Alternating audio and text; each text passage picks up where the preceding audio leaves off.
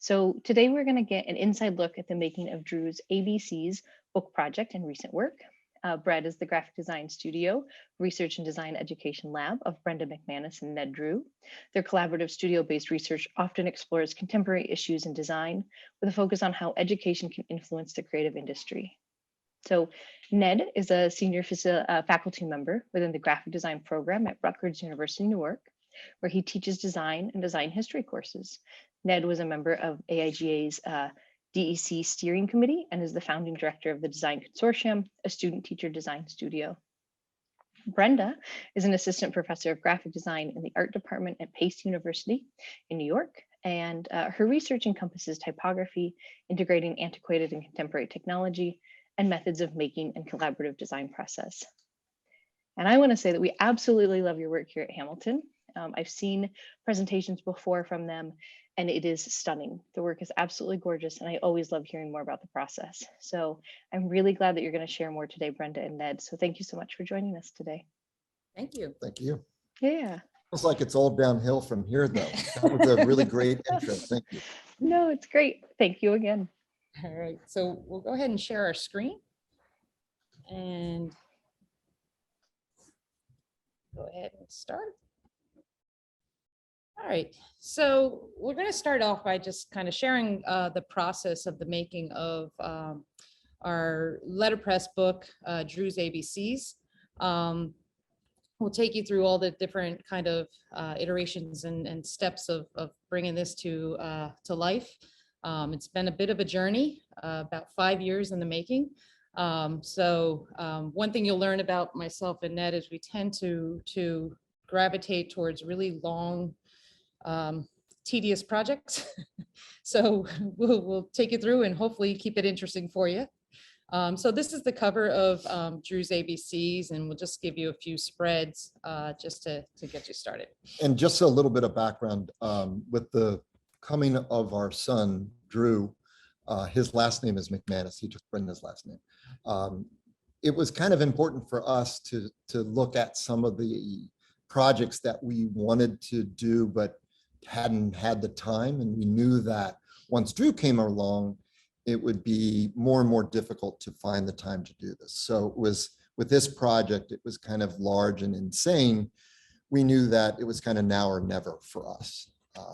And so we also wanted to kind of use this library of eclectic materials that we've been collecting for years and years and years and apply it somehow to a project. So this book was in the making for like 5 years until it actually resolved itself with the actual printing of it.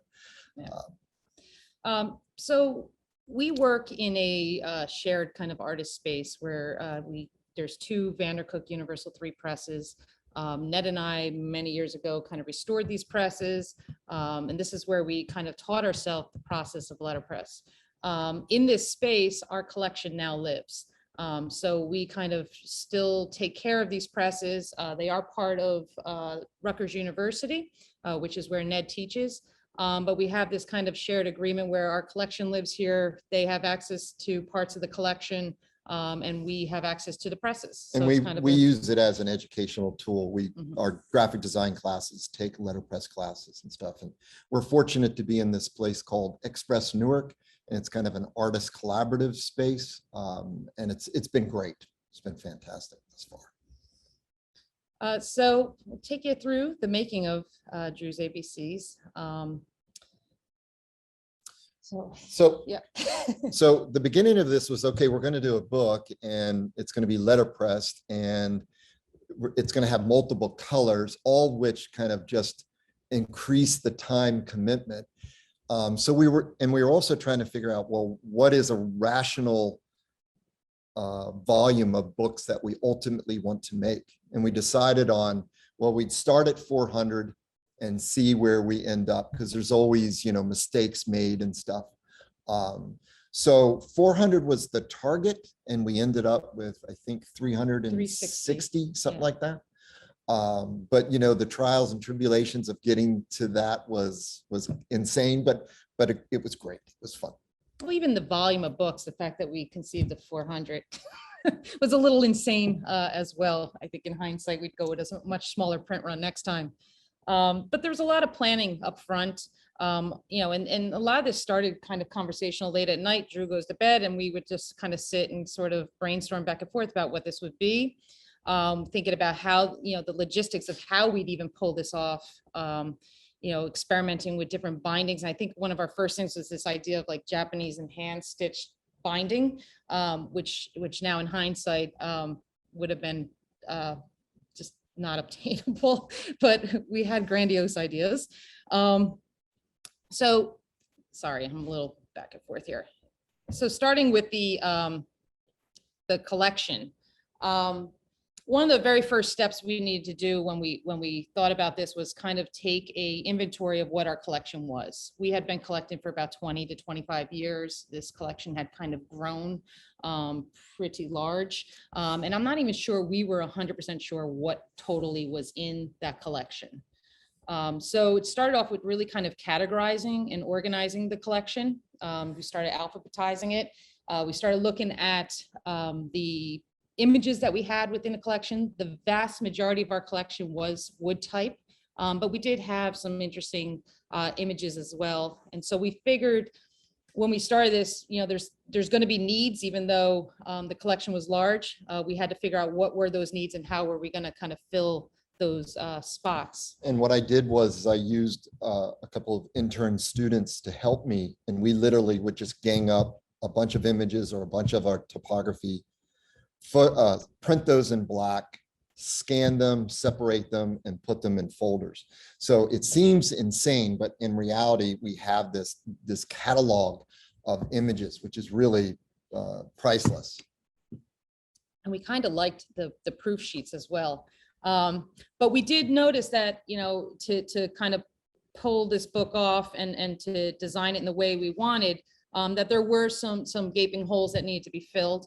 You know, particularly in the image area, but we wanted to have because this was our collection, to us it was important that we had complete kind of ownership over everything that we were using in this book. So with the help of a small grant from Pace University, which is where I teach, we were able to illustrate some images and work from our other collections of kind of found images and build out a library. So for instance, the wishbone is an illustration that we did. The giraffe is an image that we got the rights to. And then the two boys is an image that we found in old photographs from the 1950s that we're able to manipulate, silhouette them and stuff. So it was important to us to, you know, either we pay for the image, illustrate the image, or create the images ourselves. And so you see the new wood there, that these represent the newer images that kind of plugged in where the story was light on imagery. And the story itself, we'll get to it in just a second, but the story is these weird Dr. Seuss-esque. Yeah, I guess that's the best way. Yeah. Statements that all start with the letter B on the B page, the F on the F page, J on the J page. So they really don't make sense, but grammatically they're pretty good. They do make sense. And then the bulldog in this first one here, the bulldog would be illustrated by a bulldog. We'll show you the B spread. So any of the words that appeared in color, a visual of those words lived on the page. Anything in black was just kind of the structure of the sentence. And so in the design of the book, this really was our structure for the book, was just kind of crosshair structure. And then everything sort of plays off of that. So we had agreed on this really kind of simple grid right from the start. The second decision we really had to make was the typefaces. What do we want to work with? So we do have some metal type in the collection, but we kind of quickly landed on what we wanted. We had it's Palatino. Palatino italic, and that was 14 point. But I wanted, or I have always dreamt about printing with accidents grotesque. And so we searched and searched and searched, and we finally found that we could get it made. Let me see where was it? Did I go back? You went back, yeah. I'm sorry. So we actually got 3 different sizes made from, I think This place, yeah. where Ned's not going to butcher and the name. I can't remember. He just retired. He was incredibly nice and generous, and he didn't know English, and I didn't know German, and we were kind of going back and forth.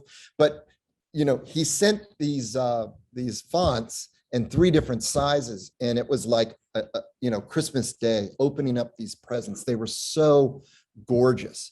So we were able to kind of use 12-point accidents grotesque. In, I'll go back for just a second here. You can see the black is accidents grotesque, and the color is the Palatino italic. And the accidents grotesque was 12-point, and Palatino was 14-point, but they visually look as though they pair up kind of nicely. So that was fun. That was crazy, but and our type got held up at the airport for quite some time. I think the customs were a little concerned about what these really heavy packages were. So color-wise, working on press, we decided pretty early on we wanted to work with the Pantone system, have colors custom mixed for us, so that this way, because we knew that just the management of the color was going to be a big stress point for us. But even with that, we still ended up kind of modifying and customizing some ink on press as we went, because we were tweaking kind of the colors that we wanted and the tonal values. But for the most part, it worked that way. is that our image is kind of cropped funny? Is it? Let me go back and then forward again. Right, there we There we go. go. Yeah. Right. And so we took the library, the different folders, and we started to design and InDesign, bringing in all this as imagery, right? Because it's topography, but it's really a TIFF or a JPEG image. We started to kind of lay out the pages. And that was really our workflow for the two of us. We, you know, one of us would start on a spread of one letter, and then the other would, you know, start a different letter, and then we'd switch. So this way we could kind of each work independently and just make modifications to each other's pages. I think the thing mentally remembering was that we couldn't enlarge or reduce, because we were going to be ultimately working with this, you know, object. And that sometimes kind of tripped us up, like, oh yeah, I can't enlarge that. I need to go back for a second real quickly. In my sketches, or in Brenda's sketches, off to the left here, we had this idea that I believe it's a 4-corner fold, and we'll show you the book, but the pages would be printed and then bound on the inside. And so we were trying to figure out color. Can we do the left side in red and the right side in gold, or the left side in gold and the right side in, and ultimately we ended up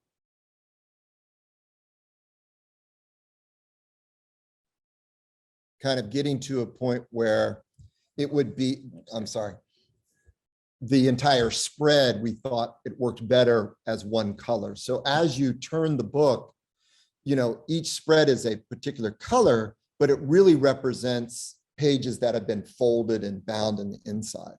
So it's kind of trying to figure out that system was kind of difficult. But as Brenda had mentioned earlier, on the left side, the type was always on this very simple grid and stayed at a particular hang line, and the additional verbiage or names or names of the objects on the page would kind of flow off of that. The only part we did agree on commercially printing was the grid. For us, we thought that this would really help with registration. We would do, we were going to print the way the sheet sizes were. We'd print 2 up. So here's a kind of a diagram of what that would look like. Turn and fold, is that correct? For, yeah, The I hope it is. Yes. So we thought that this grid would really help us with that registration. So we had kind of communicated to the printers, like, yeah, these measurements had to be exact. I think we had 3 different failed attempts of them really kind of getting what we were getting at with the measurement. And in the end, we ended up working with kind of an imperfect grid and just sort of making it work on Yeah, press. for the images, it really didn't matter all that much if they were moving slightly around on the page. But as you can see from the topography, if I want to register the color with the baseline of the black, it needs to really be perfect. And we got really close. Brenda was much better than I was. I don't have that kind of patience. But more importantly, and we'll talk about this in a little bit, the students got really good at kind of honing in on that and making sure that everything aligned correctly. So this is kind of a printed sheet showing the, the illustration of what it was, and then here's what it was in actuality, printed that way. I said turn and fold. That's not right. It's anybody? Is it Work and turn? work and turn? Work and turn. Sorry. Yeah. Thank you. And there was also a question, are all the pages then French folded? Yes. See, that's the term. We've called it French fold. That's what we thought. Others call it four-corner fold. Four-corner fold. Yeah, and so Huh. we've had so many discussions back and forth, and there doesn't seem to be a definitive ruling on what the proper terminology is, so. And to be fair, for the most part, we're self-taught. Yeah. So we're not going to argue with anybody. And so if somebody in this particular conversation says it's this, it's that.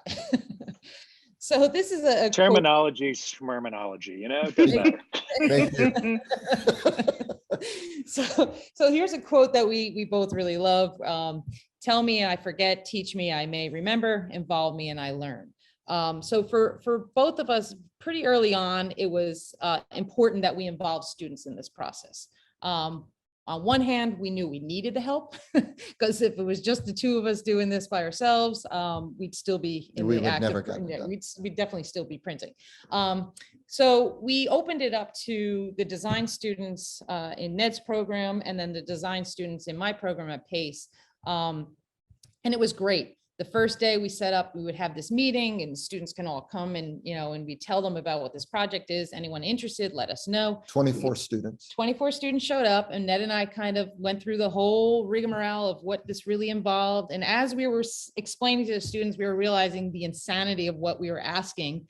And we thought when they left, I remember we looked at each other and thought, okay, maybe we'll get 2 or 3 students and that will make it work. And we would have been lucky to get those Yes. 2. That's true. We got all 24 and they all dedicated to the process and stuck with us, it. which That's we were amazing. shocked by. And honestly, to God, the beauty of that is that we have such a bond with these 24 students and the 2 universities, collaborated, like the PACE students and Rutgers students have built such a bond that we can often never remember which students from which program. But it worked out really, really well. But then once we knew we had all 24 on board, we also realized we had another thing that we had to address was that if we were doing this and the scope of this project, we had to make sure that their print capabilities were up to what we needed. So we had to do a series of workshops with the students. One was about how to lock up type in a chase and figure out, how you do that and how do you work with the system. Another was about. Because here the thinking is you print on one press. We have 2 Vandercooks that are almost exactly the same. You print the black and then you bring the sheet over And you print the and red. print it again, and you're printing twice black, work and turn. Then you're going over and you're printing the red. And so the type we thought needed to be printed first because it needed to be exact. Everything else you can see. There was kinda could- forgiveness in the forgiveness. rest, but this had to be locked in. And- So we had to take them through, how to set type and that you're working in the mirror image, and understanding, spacing and they really gravitated to this. I just want to say this is kind of a separate issue, but I've noticed during the pandemic, the whole idea of making has been lost for me personally. And I think it's really kind of reminded me of the importance of making. And the great thing about this project, it was insane, it was large, it was difficult, all those things. But you were kind of working with people through something. And I think that's the thing I miss the most in the pandemic is the physicality is just not there. So here's an example of what Ned was just explaining about the lockup. So the first printing, we kind of broke the students all up into different groups. They had all learned different aspects from color management to locking up type to setting a chase to all different jobs. And the students kind of naturally gravitated to where their interests were. So we had these teams that were working well. And if it was to do a small type, I'd strategically Yeah. kind of wander away. That's where Ned had emails to answer. So the very first thing that we, started with was this big blank sheet and locking up this alignment. And that's was the loneliest part printing because nobody seemed to be available on those days. But that's okay. I enjoyed the peace and quiet of my NPR. But after we got that going, we have some images of students here, sorry, working. There's a bit of a lag in this, so I apologize. We also kind of, as we went through the process, discovered ways of kind of tweaking our process to make it more efficient. You really can't tell from the image here. It's not the greatest reproduction, but the Xerox sheet in the background here that the type's sitting on. We came up with this idea of printing a pica grid on these sheets that fit the base of the bed in the mirror image, and the blocks were all positioned on that pica grid, and we'd place that down on the bed first, and then the students would build on top of that. And we found that really sped up that lockup process. Because, you had, I don't know, maybe 8 hours. We printed towards the end around the clock almost, but you had a finite number of hours during the day, and just cleaning up and breaking down and printing again. We really needed to kind of get the students and ourselves going as quickly as possible. And this little tool of just laying out in reverse what the design is really helped. It really minimized all the tweaking for registration. So here's some images, some of the students working with those lockups. This is Brenda's lockup, not mine. And you know that because it's ordered and nice and neat and precise, and mine would be terrible. I think collaborations work best when you're opposites. So she's being polite and kind at the moment. So let's see here. Yeah. So this is just a work and turn, and you can see how, so it's each layer builds. And then you can't really see it here, but you would have crop marks, blue lined crop marks and stuff, and that came for a later process. But that sheet would be done, the R would be done, go to the next letter. Yeah, and each sheet was, I think, 6 times through the press, right? So you had the small black, which was one press run. Then you had the small, whatever the color of that page is for the small type, that was the second press run. Then you had the larger black setup because we had to split the black up because we used the chase. And then we had a silver we added in, and then we had whatever that color on that respective page was. I like to say we work hard, not smart, but work hard. So the students, like we said, were amazing, and kind of really got into the process. We really got to know them in a way that I don't think. And towards the end, in the beginning, we were hovering over them, but towards the end, we really could kind of allow them to take on the responsibility of the particular page and stuff. It was remarkable. And again, it was all done during the summer, so we had really 3 months. Yeah, and at any given time, there was always one of us on press with the students. But we were able to kind of trust a lot more as the process went on. So then when we had the books kind of done, this is just sort of showing the process, like them stored. And we'll take you through. Let me just say, so we would take the sheets, we'd cut them using a slide cutter. We would stack them, go on to the next letter form. We would then, once all of them were done, we'd go back and fold them, go through the letter forms, and then it was a production line. And then we would actually drill the holes for the binding. We'd score them. Each separate stage, would take anywhere from a week to a week and a half. And then we ultimately added in it's hard to see, but an emboss statement. What you see, sorry, I can't even read it anymore. Can you read it? No. See, we'll come back to that. So here's taking you through the book. So we'll just kind of scroll through. There's a lag here. Can you see, is the images Yeah. okay? Yeah, there's a small lag, but it catches up pretty quickly. It looks quite designerly as it as a lag goes.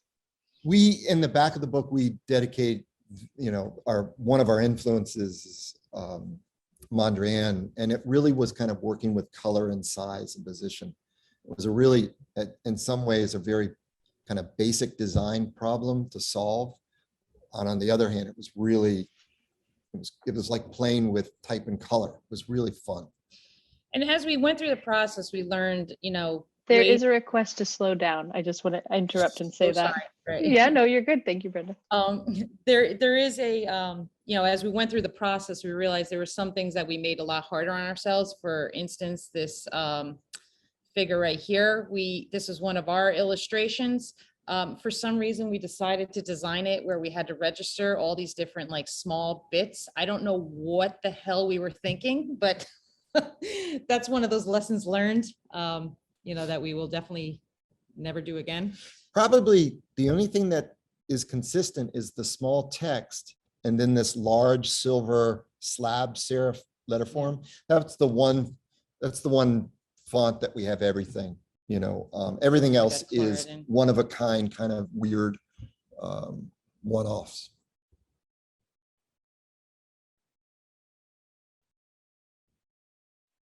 Hopefully I'm going at a better pace. Yeah, I think it's good. Thank you.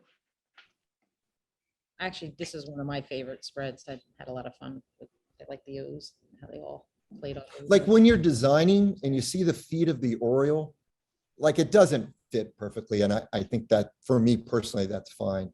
But when we were designing, it's like, oh yeah, we'll be able to make it register perfect. Yeah. It'll be no problem. And then, you know, you're spending your third, fourth, fifth hour trying to get the feet line up perfectly. That's where we began to turn on each other. And on an addition of 400, it could easily happen. This book was as much a test of marriage as it was a project. But for us, I think what's the nice things of like having this collection and having it printed this way, like there's a story behind like all these blocks, you know, like we remember like that cue we got in Dublin, like we remember where we got it, what this shop was, who we interacted with. So it's kind of, it's for us on a personal level, it's just really kind of fun.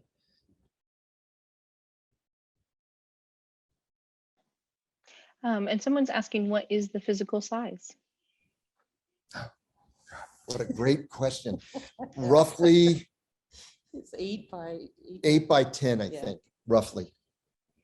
These are great questions, but I haven't thought about it that way in so long. Well, we've had a couple years too. And now I will tell everyone, I put the link over in the chat and I'll put it over there again so that if you are interested in purchasing and it is lovely in person, you can do that. This spread here, this large T that we had, some of the type in the collection, we knew that we were risking a chance of something cracking on press because it was really old and not, when we got it, it was not in the best condition. And I think it was like 3 o'clock in the morning. This was when we were at the stage of printing 24 hours. It's like 3 o'clock in the morning, this cracks about halfway through a print run. So it really put our strategic thinking to a test. We had like 3 students with us at that hour, and we were like rummaging through everything we could find to design something that would fit that exact dimension, you know. And We ended up building it was with furniture, right? Furniture, reversing the back and adding space underneath, so the back of the furniture printed, and it actually looked great. Yeah. So there's a cut, you know, so obviously all of these, each edition is slightly different. And that's part of it, you know, anyone who works this process understands that's part of the beauty, is the imperfections. The alignment and registration of the yellow and the umbrella was really difficult and crazy. And again, as you make these design decisions.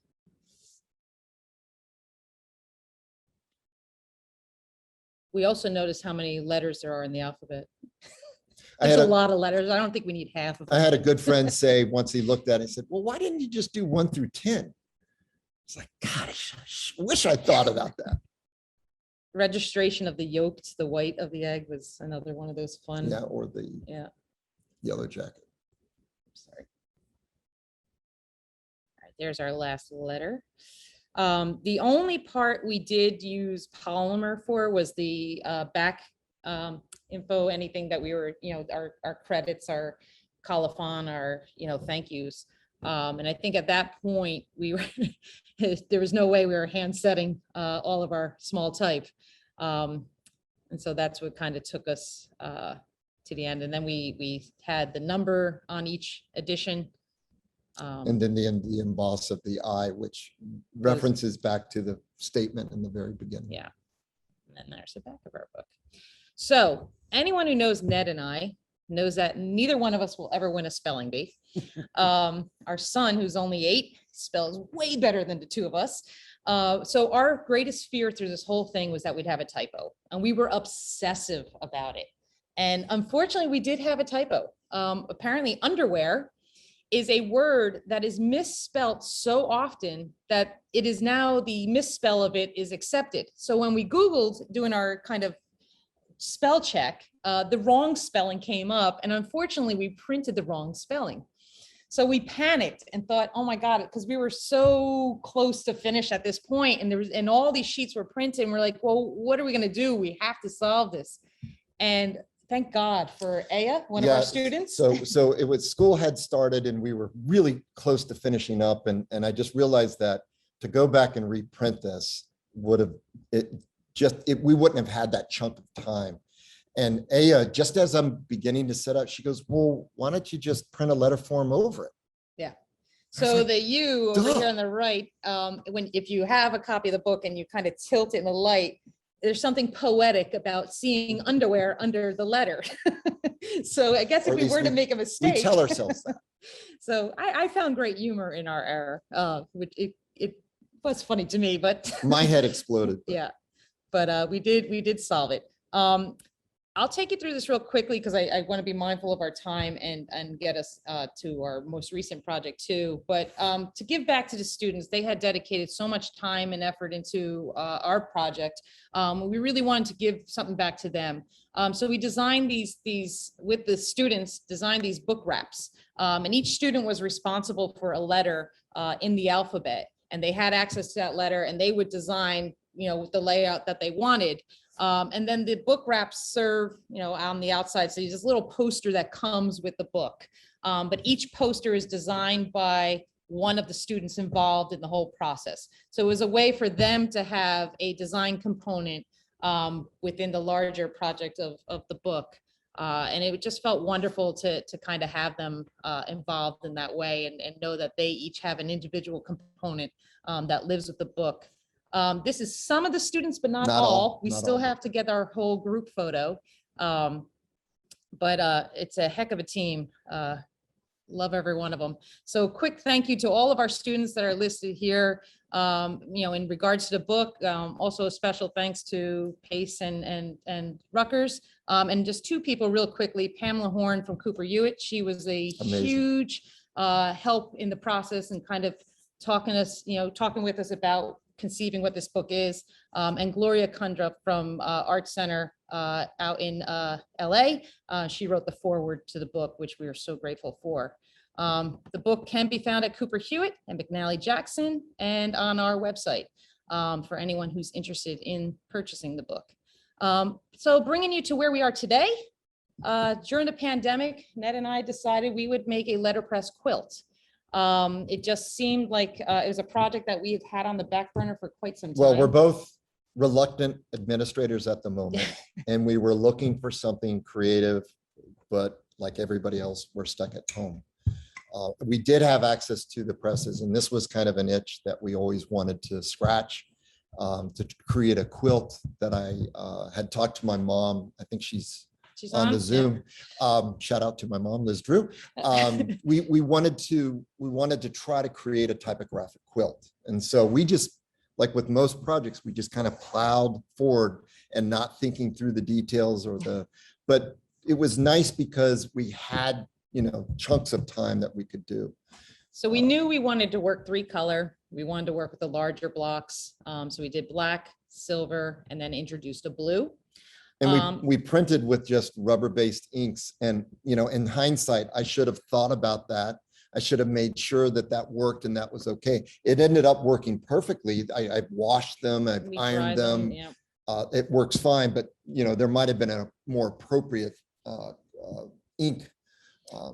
And then once we had kind of the sheets printed, we had this patchwork and what was nice about this was that all of these, there was no preconceived notion of the design of these. We would literally just get on press, set up some blocks, pull some sheets or material, and then put them aside. And so each one was kind of a one-off, just different. And you can see thing. the size of the letter forms. They're fairly, they're all roughly, a lot of them are at least 14 inches tall.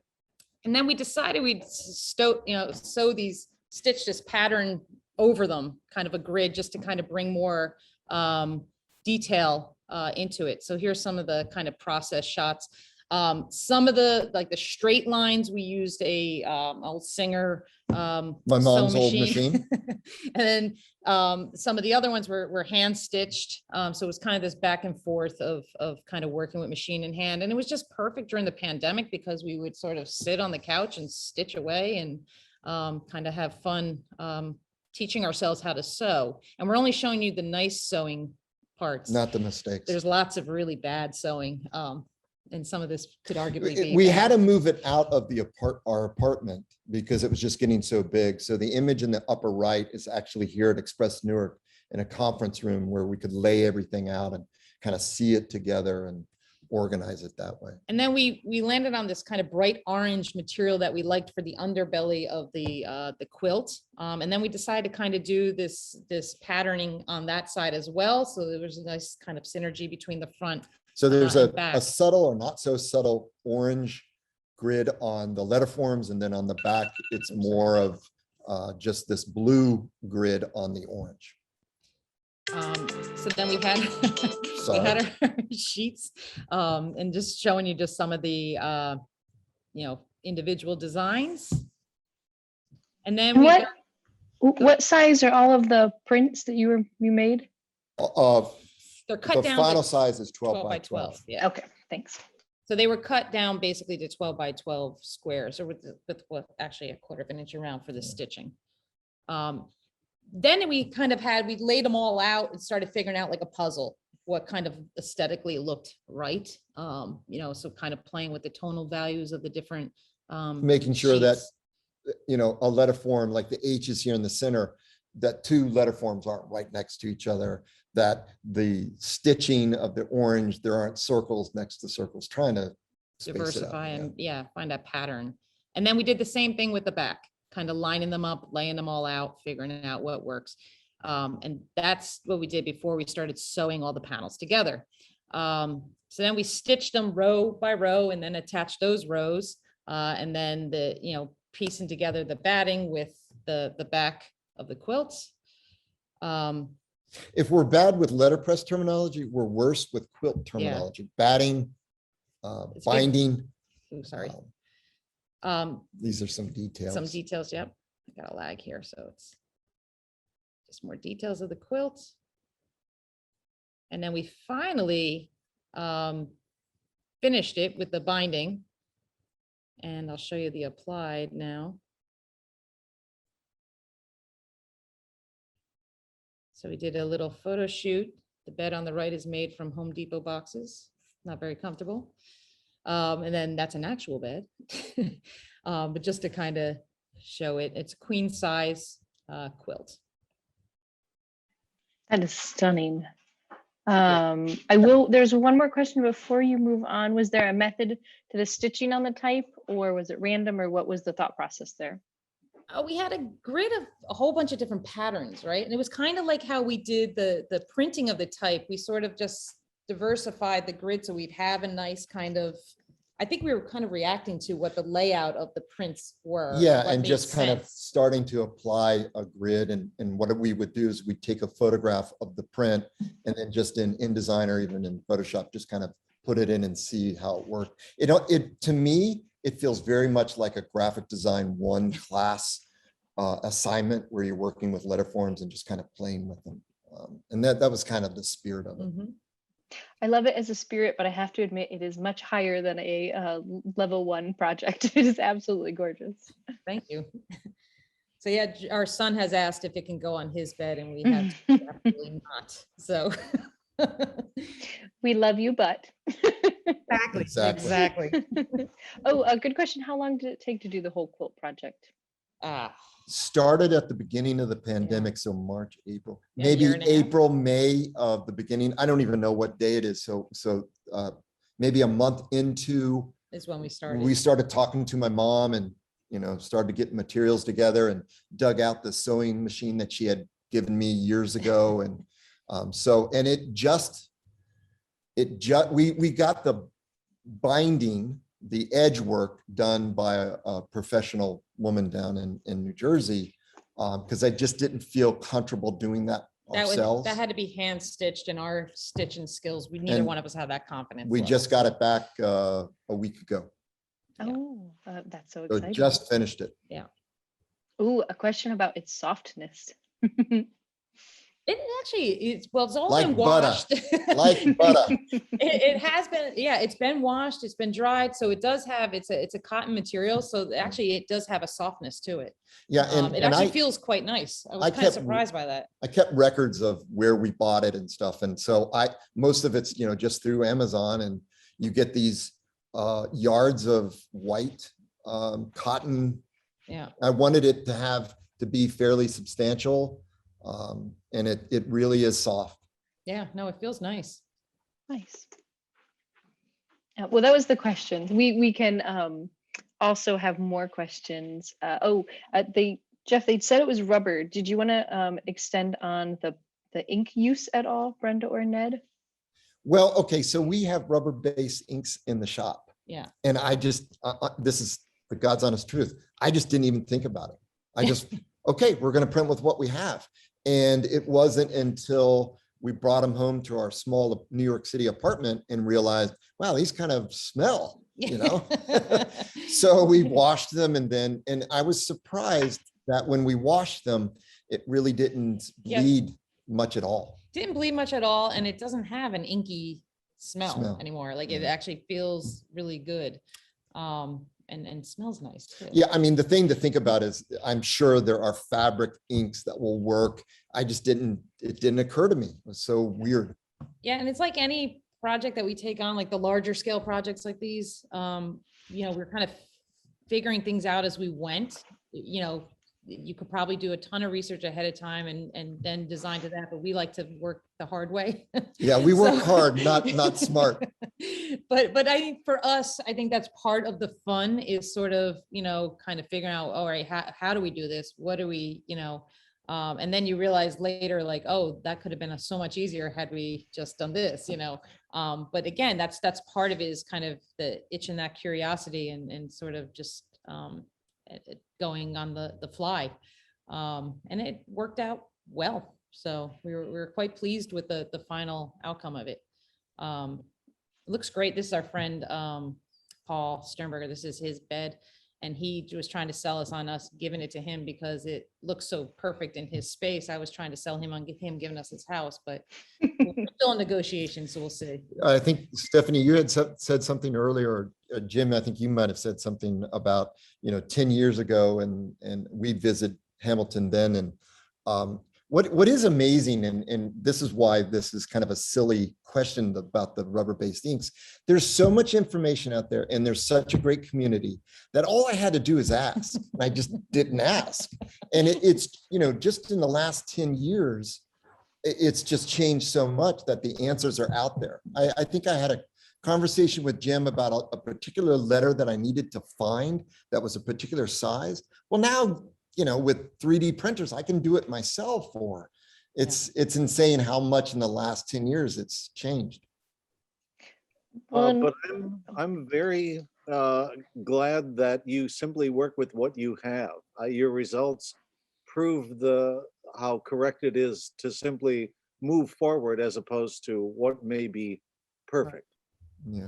Yeah, and for us, I think that we want to keep doing substantial things with the collection, and it is super eclectic, so it has to be these kind of quirkier problems to solve with it, and that's kind of part of the fun is having this kind of living artifact of this collection that we have. That's something that's special to us. I think it's one of our most important assets.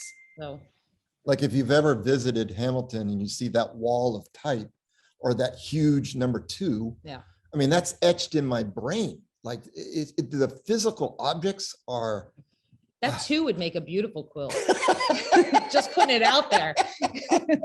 You're talking to the right people that can help make that happen. Other I than the also, fact that oh, we'd keep it. yeah, we do the same thing, make it and keep it. Yeah. Yeah. Well, I also want to say that you guys share so much of your process. I think that's you're talking about like answers are out there, but you're also helping answer other people's questions as they think about planning a book project, or if they think about working with 24 students. I was even taking notes on some of the things you guys said you did, because I think that's the beauty of it, is the sharing of what you're doing. And as you learned things, that's really helpful too, to the whole community. I don't think we've ever been closer to that group of I've never been closer to students, but that particular group of students are very, very special. And, you know, they're more than students, right? They're friends at this point, and their commitment to it. And I've been criticized by friends that once a project is done, I kind of move on to the next thing. Stephanie, I think it's the process is the single most important thing to me. Mm-hmm. The trials and tribulations, the mistakes, the failures, all that. It's like I eat it up with a spoon, because it's kind of, Brenda talks about this all the time. It's like, I freak out when there's an issue. She goes into this mode where, well, there's always an answer. There's always a solution, you know, and I walk away with my head exploding and she solves the problem, you know. It works well. So, but working with students in this process is one of, I think, the most like in rewarding things in terms of teaching. And I think because for at least how I feel when I'm working in this process with students, it's like it breaks down, like I'm not the teacher, we're collaborators, we're working together, you know, things come up like in the book, like through that printing process, like there were so many conversations where like we'd come up against this wall and like, okay, how do we get through this? And like, we're all kind of chiming in and spitballing ideas and stuff. And that's such a valuable lesson, especially for students, because you're, as a designer, very often do you work in as a silo. You're often in this collaboration and kind of team solving things. And so for them to gain those skills, you know, as a student, and to have this thing at the end that like, it would have never, ever happened without them. And like, we are acutely aware of that and so grateful to this team, because this doesn't exist without them. So, and this conversation is very good. Do you mind you have one more slide, it looked like, unsharing so we can see you a little bigger? Stop sharing? Is that right? Yeah, if you had one more slide, I didn't want to stop you from sharing that. Oh, no, it's just another view of it. Perfect. And I want to say, if there's anyone, there was one more question from Casey. He asked if any of the patterns are repeated on the quilt. And then if anybody else has questions, please feel free to unmute, raise your hand, it's down in reactions, or put it in the chat, because this is a wonderful conversation. Okay. I don't think there are repeats. No, I think there are. You know, going through the process, it was just print 5 of these, switch out, print 5 of those, switch out, print 5 of those, then come back a day later and print the gray, and then print. So it was kind of a mishmash, but I think you see the repeat of the O and the S a couple times, or but even in that though, I think there might be 1 or 2 elements that's slightly different. They're slightly different. I mean, we only would print about 5 and then move on to another letter form in a particular color, then go to gray on another day, and then blue on another day. And there's fluctuation in the blue from the different print days, and then how they wash and stuff. Yeah, and you know, one of the universals have a adjustable bed, so it was really easy to, when you just used that press, it was really easy to put in with backing, to put in the fabric, make sure that it didn't hurt the press, it wasn't too, roll it on. If it didn't work, we adjust. Yeah, they eat up a lot of ink. You know, each print, a lot of ink. And someone asked, where were you able to find the tiny metal type that you were using in the Drew book? Was that the German? Yeah, the Accidents Grotesque was from the German. Yeah. Okay. And other we had, I don't know where we had.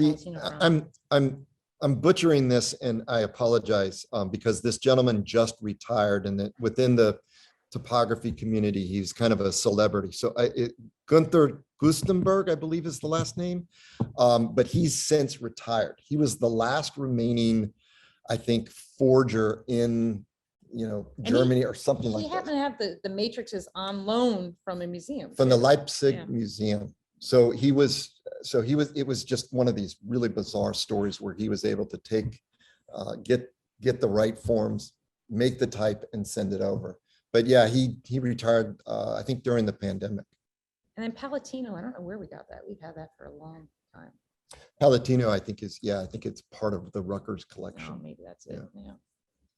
So, And was that German type 918? yeah.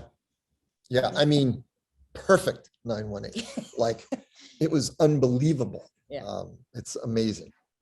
Yeah, printed really nice.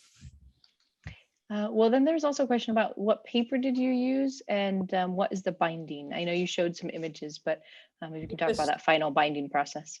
Yeah, the binding was a screw. They're called Chicago screws. So they're these, are they aluminum? Yeah, they're like colorized aluminum.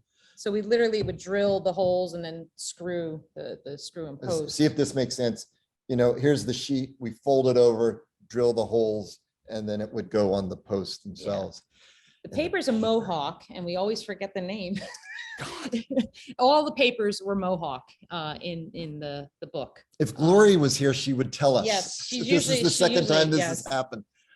It was a matte coated, Yeah. and I should remember, but I just don't have that on the top of my head. But it was an absolutely gorgeous sheet, and it prints letterpress really well because it is coated, but it's not. I don't really like the It's shiny not paper. glossy, It's not yeah. glossy. But the type or the print just sits really nice on it. So And even though it was coated, you didn't have any problems with the folding, any cracking or anything? no, Nice. no. And it's insane, but all of that was done by hand. So 400 Yeah. and say 20, at least 26 spreads. Yeah. And you just kind of got into a system, and so we didn't have any major problems, which we were very fortunate. Yeah, we're very good at kind of creating assembly lines. Yeah. So we had some videos and we didn't have them in this presentation that kind of showed the insanity of kind of the collation and folding and all that. But yeah. And Ray's asking if maybe it was calendared instead of coded. It says it's a coated sheet. I'm really sorry that I don't know. I'm looking over to see if I have my. Do we have a copy of the book here? No. Ray, you'll just have to buy it and look in the colophon. Or Part of our master plan. Yes, exactly.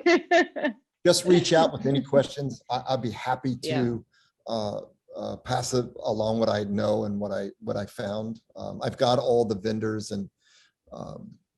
Yeah, we have everything documented. So if anyone is curious about any materials in any way, shape, or form, we have that information. I'm more than happy to share it. So I can't believe I can't remember the paper. it'll pop up right when I know, it's I know. micro. It's good. They'll have to reach out. I'm going to finish with one more question, and because we're coming up on our hour, and then we've got did you back the fabric with paper to print it or starch it to get it to stay in the grippers or anything like that? Paper. Paper, yeah. And I ironed it when it was, white. I'd washed it, ironed it, and then cut it out with an X-Acto. So it was roughly 11 by 17, I think, something like that. 14 by 17. Because then we knew we'd crop it down to what we wanted. So we wanted to have that extra, And, it could kind of shift like this and it wouldn't matter, so there was no. And then we cut plexi to the 12 by 12. So it was see-through. So we can kind of frame where we wanted, how we wanted things cropped. So. Nice. There was there's an interesting conversation about Viola had how to protect typography books copyright, which is an interesting idea. And maybe Brenda and Ned, have you talked about that at all with your book and protecting that copyright, or how you protect your book in any way, or anyone else on the call have anything like that you've done? Copyright was something we did. We got nervous at one point because of some of the blocks we were using. There's something in, like one was like Well, 7-Up. yeah, like shell. I'm not sure if we're answering the question correctly, but in terms of Yeah. the images ourselves, Mhm. wanted to make sure that we had the rights to the Yeah. image or they were ours. I don't know if, if the book itself is, I don't know if anybody's going to copy it or not, but maybe that's a legitimate concern. Yeah. But So we we were have- printing shell oil and bare struts. And at one point we panicked that, We wouldn't be Shell legally is going to able. sue us or Bear is going to sue us. And we checked with the lawyer and it was kind of like one of these eclectic collage-like approaches that she didn't think it was a problem or an issue. Yeah. Copyright is, I think, always Mm-hmm. important. And it becomes even more of an issue with students because they think any image on the internet is Yeah. theirs. And Yes, they do. it's Yeah. an awkward, weird conversation. And it was actually good because that whole issue we had when we panicked about the blocks was like right in mid print run. And so the students were front seat for us having pure heart attacks and thinking, oh my God, why didn't we think of this? So we had a lot of conversations around that, which was fantastic, now in hindsight. At the time it was uncomfortable. But is the question like, how do we protect the Our book, own work? you mean? the book itself? I don't know if we have a good answer for that. Yeah. And that happens sometimes. I mean, we've had to do it here at the museum. Casey McGarr talked about in his ham hang because he's worked with images, historic images as well. So that's a very large conversation. Yeah. Yeah, I would actually love to hear more about like what you guys have gone through, and so that we can have that at a separate time, but I would be really curious. Well, I think when you photograph your process, and in your case, you're very detailed about keeping notes of everything you've done, you create your own copyright by the process because you can illustrate a timeline of when that came into being. Therefore, a reproduction of it could only be yours. I Gotcha. think that, Right. and in terms of those cuts that you're using, I think, it often depends on how prominently they are in a given piece, but when they're surrounded by so many other images, they become less defined on their own. They become part of something bigger, and therefore you have that freedom of use. Right. I think that's exactly what our lawyer was suggesting, is that it's really a collage or part of a collage. Yeah. Mm-hmm. Sweet. Well, I want to say thank you so much for sharing so much today. This was an absolutely wonderful ham hang, Brenda and Ned. Thank you. Thank you for everyone for joining us. And Liz, thank you for joining us. Moms of artists are always appreciated when they visit. Thank you so much. Yeah, thank you for the opportunity. This has been great. We even have Elsie holding up her copy. Oh, thank you. Yes, that's absolutely amazing. And I'm assuming there might still be those available. So I've put it in the link, and I will say, as a letterpress printed book, it's quite affordable. It's absolutely stunning. So Thank you. yeah, I will give a little update to everyone just about a couple Hamilton things as well, because we have exciting things happening. We've been working hard on Ways Goose. It's been going. So if you have not registered for Ways Goose yet, it is a good time to do so. We have a couple different tiers. We really wanted to make sure that Ways Goose was accessible to all. And so you can register at the link. Also, you can vote on new t-shirt designs. So we have not done this ever before. We wanted to pull pieces from the collection very specifically. So we pulled different animal prints from the Inquirer collection, and Jim has been busy proofing. Interns have been busy scanning, and we've designed. So if you go to our Instagram, you can vote on the story or you can vote on the post. If you're like, I don't do Instagram and I'm a Luddite, email us. We're here. Send a letter. It's got to get here before Monday though, and let us know what you like, and we'll put it in the hopper because we're not going to be able to do all 5 shirts. So we want to know what you like. We do have upcoming ham hangs. In fact, next week we're really excited because it's Shani Avni. She's out at RIT with the Carey Graphic Arts collection, and she's going to be talking about the Hebrew wood type. Yeah, which has been, actually, we had a really big conversation about Hebrew wood type at the beginning of the pandemic. And so it's been a thread through ham hangs. So bringing in Shawnee is the way to finish that out, I think. Let's see, right now we still have in-person workshops at the museum. So if you've made your way to Two Rivers, you can join us for workshops. And we have virtual ones as well. So we've got one coming up with Heather Mulder, and it's all about Sintra board, which she uses when she prints at Hat Show Print. I've taken the workshop. It is awesome. If you like lino or wood carving, Sintra is a really nice kind of other method to have in your letterpress arsenal, because you can carve it, you can draw into it, and you can press objects into it. So I've taken the workshop, highly recommend. You can sign up and take it virtually, no matter where you are. I think that's my follow up. So I want to say, I know it's always nice to share because we are busy. Jim's always printing. We're trying to do new workshops, so it's fun to share what we're up to. That's great. Yeah. Awesome. Well, I hope you all have a wonderful weekend, and thank you for joining us today. Thank you Thank so you. much. Bye-bye. Thank you, Brenda and Ned. Bye, Thank you. everyone.